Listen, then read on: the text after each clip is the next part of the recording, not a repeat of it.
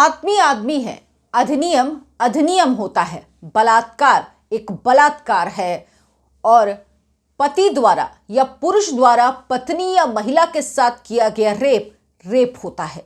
Karnataka high court ने यह क्यों कहा? यह मामला जब सुप्रीम कोर्ट में आया तो क्या हुआ? अब इस मामले में राज्य सरकार ने, कर्नाटक राज्य सरकार ने जो एफिडेविट सुप्रीम कोर्ट में दिया उसमें क्या कहा गया है, इस मामले में अब सुप्रीम कोर्ट का रुख क्या है, ये सब कुछ आपको आज के इस वीडियो में बताऊंगी। नमस्कार, बहुत बहुत स्वागत है आपका। आपके साथ मैं हूं अर्चना सिंह। आप मेरा चैनल देखना शुरू कर चुके हैं तो मेरे चैनल को सब्सक्राइब जरूर कर लीजिए, बात को ज्यादा से ज्यादा लोगों तक पहुंचाइए। लौटते हैं अपनी खबर पर। मैरिटल रेप को आईपीसी की धारा 375 सेक्शन 2 के अंतर्गत अपवाद माना गया है। बलात्कार की धारा है 376 रेप की, लेकिन उसके अंतर्गत 375 2 के अंतर्गत इसे अपवाद माना गया है। इसकी सुनवाई कुछ समय पहले दिल्ली हाई कोर्ट में हुई। 2 जजों की बेंच थी। दोनों जजों ने स्प्लिट फैसला सुनाया, यानी अलग अलग फैसला सुनाया। इसे स्प्लिट फैसला कहा जाता है। और इसके बाद अब यह मामला सुप्रीम कोर्ट में सुनवाई के लिए लंबित है। लेकिन इस बीच कर्नाटक हाई कोर्ट का एक मामला सुप्रीम कोर्ट में आया। दरअसल एक व्यक्ति ने निचली अदालत में रेप के खिलाफ पत्नी द्वारा दर्ज किए गए आरोप को इसलिए खारिज करने के लिए कहा क्योंकि उसका कहना था 375 2 के तहत यह अपवाद है और मैरिटल रेप का केस दर्ज नहीं हो सकता, धारा 376 मामले में नहीं लग सकती। हाई कोर्ट ने निचली अदालत को, ट्रायल कोर्ट को कार्रवाई आगे बढ़ाने के लिए कहा, ट्रायल करने के लिए आदेश दे दिए थे। इस मामले की याचिका जब हाई कोर्ट में खारिज हो गई तो पिटीशन फिर सुप्रीम कोर्ट में दायर की गई। सुप्रीम कोर्ट ने राज्य सरकार से इस पर हलफनामा मांगा।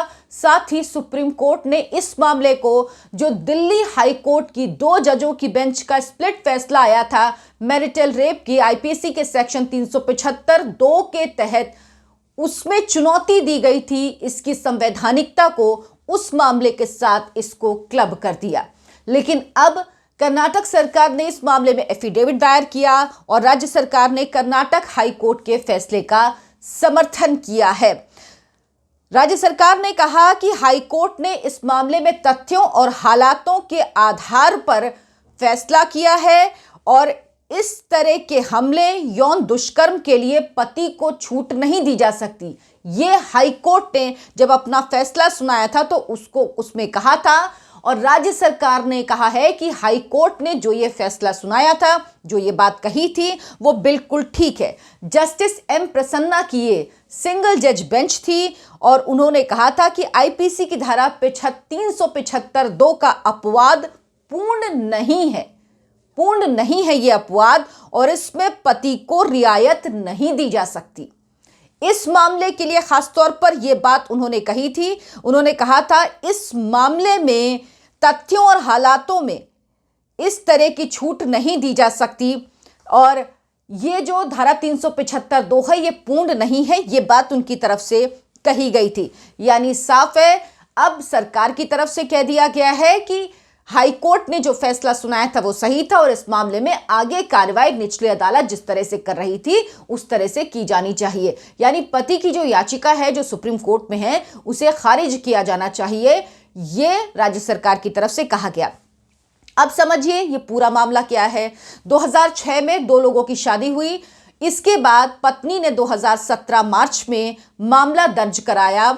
गंभीर धाराओं के अंतर्गत यह मामला दर्ज कराया गया जिसमें उसने जो आरोप लगाए वो बेहद गंभीर हैं। अपने पति पर 9 साल की बेटी के साथ यौन उत्पीड़न का आरोप लगाया। कहा कि उस महिला के साथ, पत्नी के साथ लंबे समय से, सालों से सेक्स स्लेव की तरह व्यवहार किया जाता है, यौन दुराचार किया जाता है, यौन हिंसा की जाती है उसके साथ। इसके अलावा अननेचुरल सेक्स का भी आरोप लगाया। तो इन धाराओं के अंतर्गत, धाराएं आपको बताती हूं जिससे आपको समझ में आएगा कि मामला कितना गंभीर है और क्यों अदालत ने, खासतौर पर हाई कोर्ट ने, कर्नाटक हाई कोर्ट ने खासतौर पर इस मामले का जिक्र किया है और कहा कि 375 2 पूर्ण नहीं है, ये पति को रियायत इसमें जरूर दी गई, लेकिन ये पूर्ण नहीं है और ये आधार नहीं हो सकता कि इस मामले में केस ना चलाया जाए। पति का कहना था कि 376 रेप की धारा उस पर नहीं लग सकती। कौन कौन सी धाराएं लगी हैं? 376 रेप, 478 पति या पति के रिश्तेदारों द्वारा क्रुएलिटी का आरोप होता है, इसमें 506। इसके अलावा पॉक्सो एक्ट की भी धारा का सेक्शन 5 और 6 भी इसमें लगाया गया है। बेटी के सामने, उस महिला का कहना है कि बेटी के सामने उसके साथ अननेचुरल सेक्स, यौन दुराचार किया जाता था, जिस मामले को लेकर भी एफआईआर दर्ज कराई गई है। अब इस मामले में जो हाई कोर्ट का फैसला है वही मान्य होगा, सरकार ने ये कहा है। लेकिन हाई कोर्ट की बेंच के पास जब ये मामला आया था तो पति की तरफ से याचिका दी गई कि इसको क्वैश कर दिया जाए, क्योंकि निचली अदालत इस मामले की सुनवाई नहीं कर सकती है। कर्नाटक हाई कोर्ट ने तो इस मामले को लेकर अपना रुख साफ कर दिया है, लेकिन केंद्र सरकार का रुख इस मामले में साफ नहीं है, क्योंकि दिल्ली हाई कोर्ट में जब यह मामला चल रहा था उस दौरान जब कोर्ट ने सरकार से पूछा था तो सरकार ने कहा था जो ठीक हो वो फैसला ले, क्योंकि इस मामले में सरकार कुछ नहीं कहना चाहती। पहले भी केंद्र सरकार इस पर अपना रुख साफ कर चुकी है।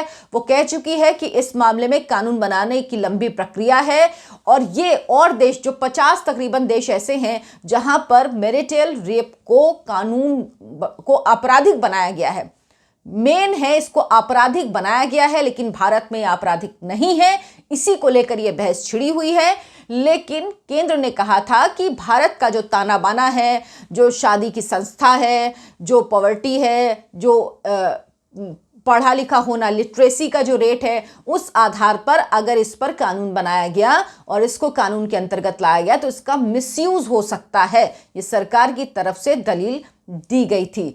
लेकिन अब यह मामला सुप्रीम कोर्ट में है और उस बीच हाई कोर्ट में कर्नाटक हाई कोर्ट का जो फैसला था उसका समर्थन किया है कर्नाटक सरकार ने, और सुप्रीम कोर्ट में एफिडेविट देकर कहा है कि इस मामले की सुनवाई होनी चाहिए। एक और महत्वपूर्ण चीज कि इसमें धारा 377 पहले नहीं जोड़ी गई थी, लेकिन जब हाई कोर्ट में मामला पहुंचा, जब वो व्यक्ति अपनी याचिका लेकर हाई कोर्ट पहुंचा तो हाई कोर्ट ने कहा कि इसमें धारा 377 भी जोड़ी जानी चाहिए, यानी अननेचुरल सेक्सुअल एक्टिविटीज की धारा भी इसमें जोड़ी जानी चाहिए।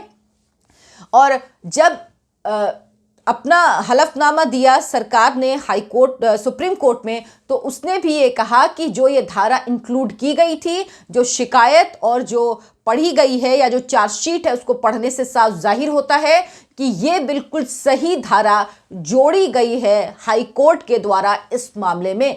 तो ये मामला बहुत गंभीर है और इसीलिए इस मामले में निचली अदालत को अपनी कार्रवाई जारी रखने का आदेश हाई कोर्ट ने दिया था। सरकार ने भी उसके समर्थन में ही हलफनामा सुप्रीम कोर्ट में दिया है।